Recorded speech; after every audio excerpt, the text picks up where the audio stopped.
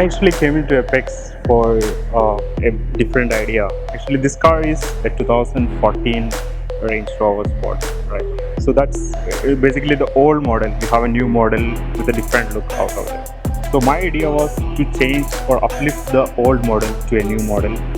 So from outside, it looks exactly the same like a new model.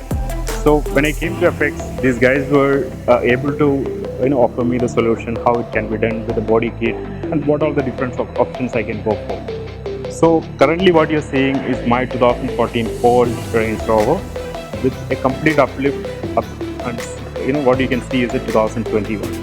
So the guys are very professional, they are very experienced, they can offer you what you're looking for. So from my experience, I'm very satisfied and they are able to offer me what I'm looking for.